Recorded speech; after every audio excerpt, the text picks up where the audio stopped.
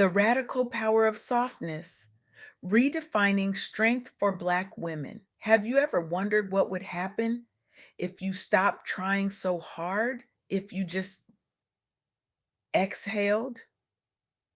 I recently had the profound privilege of interviewing Kristi Cheeks-Mitchell, whose wisdom has transformed countless lives through her revolutionary work empowering Black women to reclaim their authentic selves. Kristi isn't just a thought leader, she's a soul liberator. Her insights illuminate a path many of us have been desperately searching for in the dark, one where strength and softness aren't opposing forces, but complementary powers that dance together in beautiful harmony. For generations, Black women have been told a dangerous story that our worth lies in our capacity to endure, to push through, to carry everyone and everything without complaint. We've been crowned with titles like strong Black woman and superwoman, labels that sound like compliments but function as prisons with invisible bars that keep us locked in patterns of self sacrifice. But what if there's another way? What if our power isn't measured by how much we can bear, but by how deeply we can breathe? This is the revolution Kristi Cheeks-Mitchell is championing, a quiet rebellion against the expectation that Black women must constantly sacrifice themselves on the altar of resilience. Her message resonates with a truth many of us feel in our bones, that true strength includes the courage to be soft. I want to share three transformative insights from my conversation with Kristi that might just change how you think about power, purpose, and the radical act of prioritizing yourself. First, never give up on yourself. This might sound like standard motivational fare, but Kristi frames resilience not as endless endurance, but as sacred self loyalty.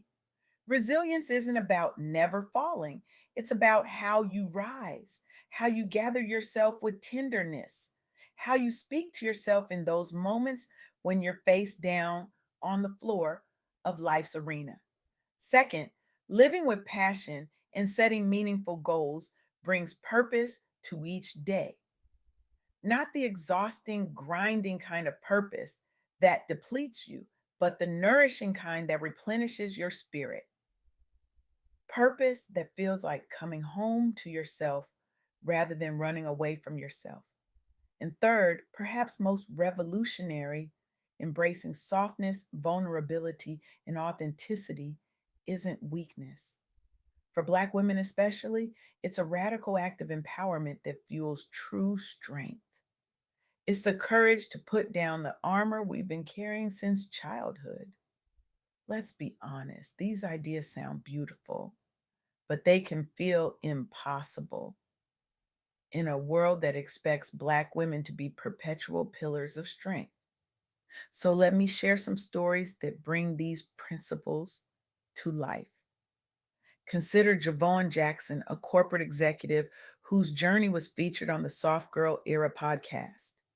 Early in her career, Javon did everything right. She arrived earlier than everyone else, stayed later, took on extra projects, never complained, never showed a crack in her professional armor, and she was burning out spectacularly. I thought strength meant never letting them see you sweat, she shared, but I was sweating, crying, and barely sleeping, just doing it where no one could see. I was performing strength while dying inside. The turning point came when Jovoan realized that the very qualities she was suppressing, her emotional intelligence, her capacity for empathy, her willingness to be vulnerable, were actually her greatest leadership assets. She began intentionally redefining strength in her workplace. She created mentorship networks that valued openness alongside achievement. She spoke candidly about challenges. She prioritized authenticity over perfectionism. She showed up as her full self, not just the parts deemed professional by corporate America. The results? Innovation flourished on her team. Professional relationships deepened. Employee satisfaction soared. By embracing her full humanity, including the parts she'd been taught to hide, Jovoan didn't diminish her leadership. She transformed it. Her organization is now recognized for inclusive leadership practices that honor both performance and personal well being. All because one woman dared to believe that her softness was not a liability, but a gift. Perhaps the most valuable gift she could offer a workplace starving for authentic connection. Then there's Pamela Buchanan, whose entrepreneurial journey reveals the second principle: living with passion and purpose. When Pamela lost her corporate job during an economic downturn, she faced a crossroads familiar to many. She could desperately scramble for another position that drained her spirit but paid the bills, or she could take a risk on building something that aligned with her deepest values. She chose the latter, but with a twist that defied conventional wisdom.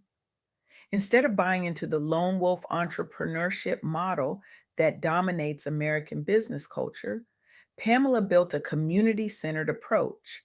She connected with other Black women entrepreneurs, and together they created a network of mutual support, sharing resources, knowledge, and opportunities. The traditional business world told me I needed to compete, Pamela explained, but my spirit told me to collaborate. I kept hearing this inner voice saying, what if success doesn't have to be lonely? What if we rise together? This wasn't just a nice sentiment, it was a strategic decision that yielded remarkable results. Her business grew sustainably while lifting dozens of other women owned ventures. Their collective has launched more than 20 new businesses owned by Black women over 5 years and received local awards for innovation and entrepreneurship. Pamela's story isn't just about perseverance or even passion, though both are present.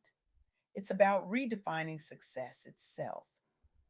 By centering community rather than competition, she created a model of entrepreneurship that nourishes rather than depletes, that builds rather than extracts, that honors the wisdom of collective power. And finally, let's talk about Ife Turner, whose work exemplifies the third principle: the power of embracing softness. As a leader in her organization, Ife noticed a troubling pattern. The prevailing culture equated toughness with effectiveness. Vulnerability was seen as unprofessional. Asking for help was perceived as weakness. And the toll on employees, particularly Black women, was devastating. Rather than perpetuating this harmful norm, Ife decided to disrupt it. She implemented programs promoting mental health awareness at work and most radically began openly sharing her own experiences with overcoming setbacks. The first time I talked about my struggles returning from family leave, you could hear a pin drop, she recalled. People weren't used to leaders being human. There was this collective holding of breath, like everyone was waiting for the sky to fall because I admitted I wasn't okay.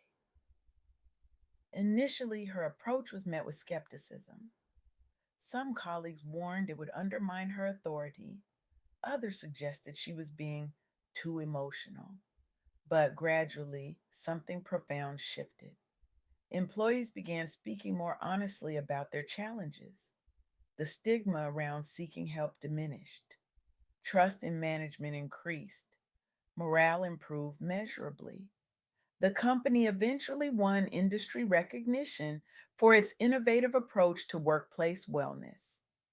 But more importantly, EVK's advocacy sparked broader conversation throughout their sector about sustainable success rooted not just in performance metrics, but in holistic well being. These stories illuminate a powerful truth.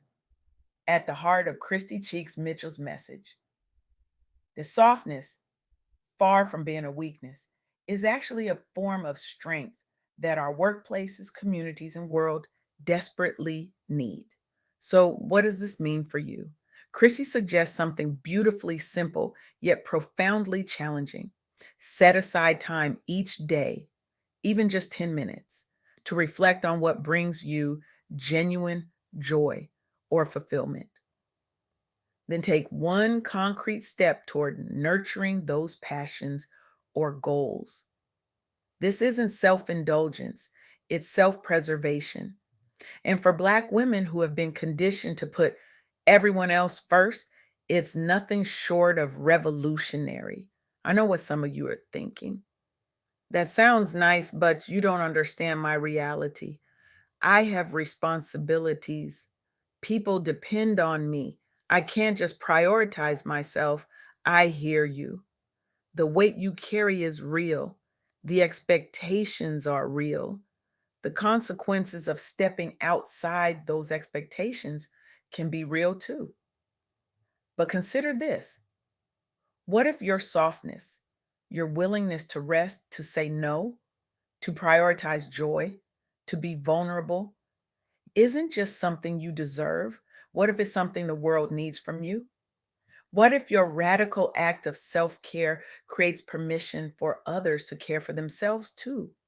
What if your boundaries make space for more authentic connections? What if your vulnerability inspires others to drop the exhausting masks they've been wearing? The stories of Javoan, Pamela, and Ifa demonstrate that embracing softness doesn't diminish impact, it magnifies it. Their willingness to redefine strength created ripples that transformed organizations, built communities, and changed lives. So today I challenge you to join this quiet revolution. Not tomorrow, not when things calm down, not when you've checked everything off your impossible to do list, but today. Start with one small act of radical softness. Maybe it's a boundary, a gentle no to something that doesn't serve your well being. Maybe it's a moment of vulnerability, sharing a struggle you've been carrying alone. Maybe it's simply permission to rest without guilt or explanation. This isn't just about you feeling better, though that matters deeply. This is about disrupting a system that profits from your exhaustion. This is about modeling a new way of being for those watching you, especially the young Black girls who are learning how to move through the world by watching how you move through yours. Your softness is not weakness, it is power, it is wisdom, it is the medicine our hardened, hurting world so desperately needs. And as Christy would remind us, it begins with never giving up on yourself, with living passionately toward meaningful goals, with embracing the fullness of who you are, including the soft, vulnerable parts you've been taught to hide. Because when Black women reclaim their right to be both strong and soft, we don't just transform our own lives. We create new possibilities for everyone around us. We become living permission slips for others to breathe more deeply, to live more authentically, to love themselves more completely. So take that deep breath. Let your shoulders drop. Feel the weight you've been carrying begin to shift. This is your revolution. This is your reclamation. This is your radical act of power. The world is waiting for your softness.